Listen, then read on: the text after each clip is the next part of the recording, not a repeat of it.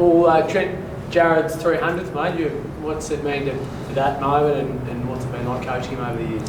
It's been a pleasure to coach him for that long. I was lucky enough to be here as an assistant coach when he arrived, and then to watch him grow throughout that time. But it's probably rare to see someone hold on to that fire for as long as what he's held on to it, and it's probably only him. I think Paul Gallen, those guys that have played 300 games where they're just brutal from start to finish. So it's been an absolute pleasure on and off the field. Any challenges along the way as well, sort of keeping him in check out there on the field and that sort of stuff? Yeah, it's to be honest, it hasn't been that much of a challenge. There's obviously been different things that makes him who he is, but you've got to know who someone is, and then you accept the bits that come with that fire and that brutality, and we know what that looks like in our game. But you ride through them, and then you ride on the back of that rareness that he's got as a player. How have you seen him, I guess, wrestle with and refine that fine line that he treads? He doesn't always get it right. He knows that, but when he does, it's so influential and it's so entertaining as well. Yeah, I think to be honest, he hasn't wrestled with it too much. He knows that he's pushed himself to that line, and he knows where he lives. He's actually really comfortable in the way that he plays. That's why I think for you guys, he doesn't have to explain himself very often. He hasn't come out and done lots of articles on why this happened and that. He just keeps quiet, goes about his business, because he's really content with who he is off the field and his development as a person, and he's really clear on what role he plays in our team. And he's done that for 15 seasons. I remember last year when he had that big suspension, you sort of said you couldn't deal with it at the time. You had a finals campaign to look at, you would deal with it down the road. When did that happen? How did all that conversation go with him? Yeah, we were a bit frosty there for a couple of weeks, but not from a personal level, from a professional level. I think we talked about life for the rest of the year and not much about footy. So that was where it sort of stayed for us, and it's okay to separate the two and feel comfortable doing that. And then we had a decent pre-season, not just Jared but us in that area as well, to improve our discipline and to go to another level as a team. So I thought that was a good start from him last weekend on that. Is it almost appropriate that he plays his 300th against the Bunnies, where he's had such a, these have been the battles that define him, particularly in the last couple of years? Yeah, I think, obviously the one a couple of years ago, that was pretty clear. But I don't think it's been isolated to these games either. I think it's quite random at different times about when and why. But it is fitting to be at home against a rival. It's a great way to bring about 300. What's the messaging for him? Because these games obviously can be pretty fractious. At the best of times, that he's going to go in super hyped up for 300. It's pretty clear. These are big milestones, right? 300 games is a big milestone, and you go through these milestone moments. You probably end up having not 300 games, but 100 games, debut games. You probably end up having sort of 10 or 15 milestone games in a year. To be honest, all that matters at the end is you walk off the field and you're victorious. That's what counts. That's the ones that they remember.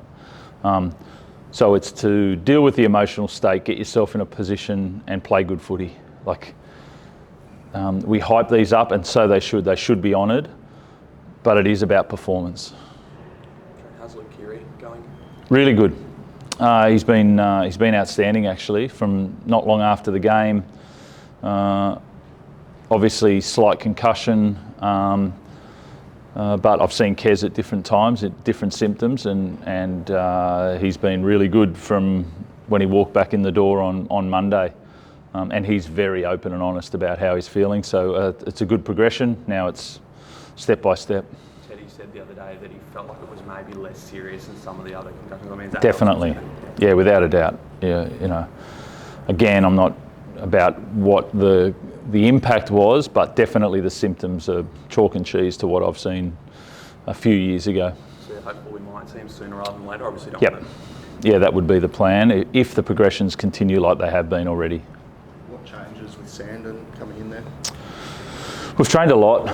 with Sandon, you know, he's been in our system for a long time. We've developed him in those halves role, both playing half and 5'8".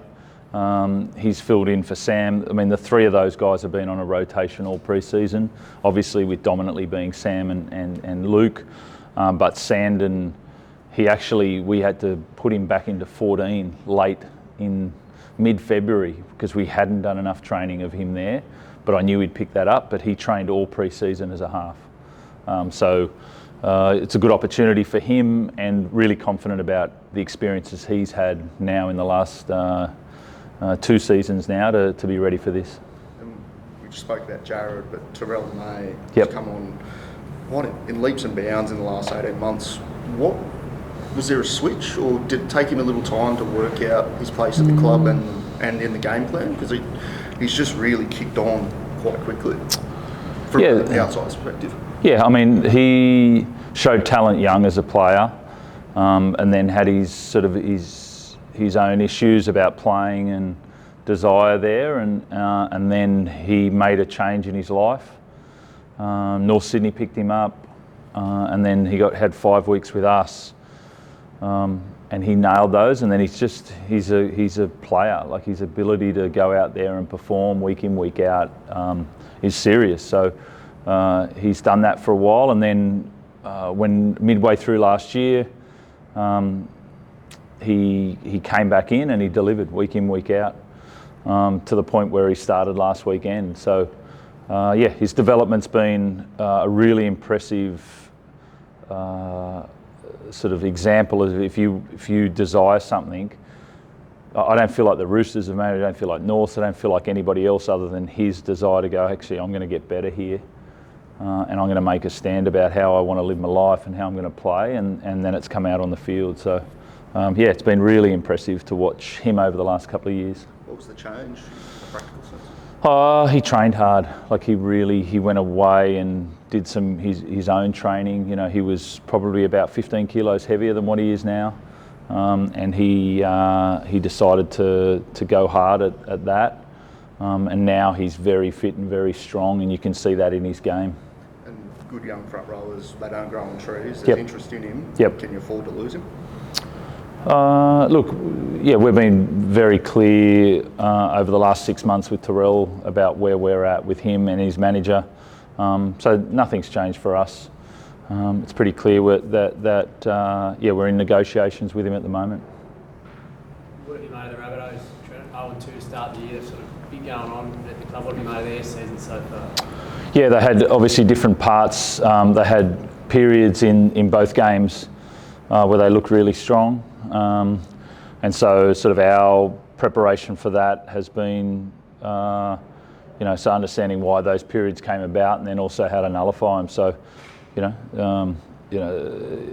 we've noticed those different ones in round 1 and round 2, and it's up to us to stop that and then exploit that.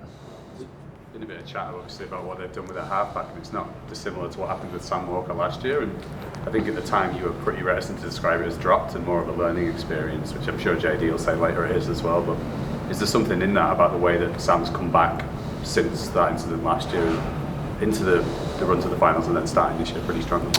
Yeah, I mean, that I've said it before, it felt like a long time because of the injury that he sustained there, so it ended up being sort of a 4-month rather than a few week learning.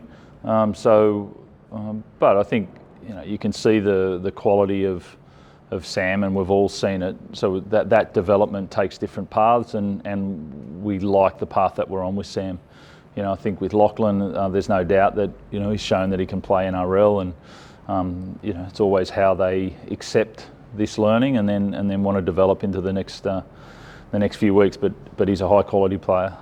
From your perspective, is there much change going from a guy who obviously we've got 50 games of what Lachlan Ilias looks like into Dean Hawkins, where I think we have 5? Does that change how the Roosters approach it? I mean, he's 25. He's played a lot of footy in his career, so we know what to expect there, and I don't think he's been in their system for a while, so I don't think there's a big change there. Trent, we saw Michael Jennings, 18th man. What Yeah. have you seen from him since he's been back at the club? Desire to sort of rewrite his story.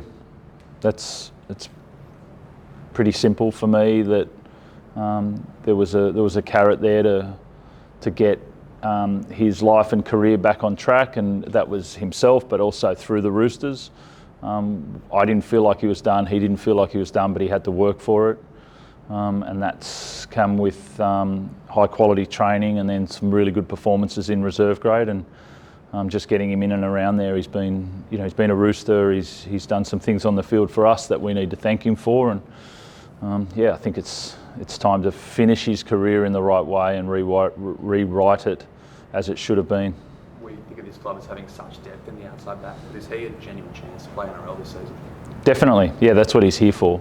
We know we've got that, but I'd like to think some of them might be missing at different times as well throughout the year. That would be ideal. So, the man can play, like he can play footy still. So, that'll be about him getting into a position, and we want to get him towards 300 games. Gussie Crichton, what did you need to see from him in the first 2 weeks? And was that a big or a tough call, given we don't see many recent New South Wales and Australian reps drop out on form? Yeah, I think I've said it before. I've got about 23, 24 guys that are really high quality that probably could be playing every single week, and so he just got outplayed in the trial. That's what happened, and so they're always tough calls. You end up hiring and firing somebody every single week, and that's why we do this job. It's uncomfortable, but we have to do that. So that was tough. He just got outplayed in the trial, and then he missed the return round 1 game, and then he was outstanding last week. Again, it's based on form. The guys, if they play well, they'll be in. So it's not, if they're out of the team, it doesn't mean you don't like them. If they're in the team, it's play well, keep pushing each other, and form is vital. And he's another fellow with European rugby being spoken about. Have you had a chat with him about that option and just where he sits with his future? No, we haven't had a chat about that. That's a long way away, so we haven't had a chance to have that discussion around, the future. We're trying to deal with the present and get the most out of it. And for Angus, it's 100 games for the Roosters this weekend, so it's another nice one for him and Jared to do it together. Connor Watson, back, how's that journey been watching that from? Well, that's based on form. Obviously, a whole year out, like not playing for a whole year, and then I thought he was exceptional in the trial that we played at Manly. But him and Sandon fighting for that utility position. But Connor was outstanding, and then he's played 2 great games for reserve grade as well. The guy's hungry, he's experienced, so it was really nice to put those guys back in this weekend.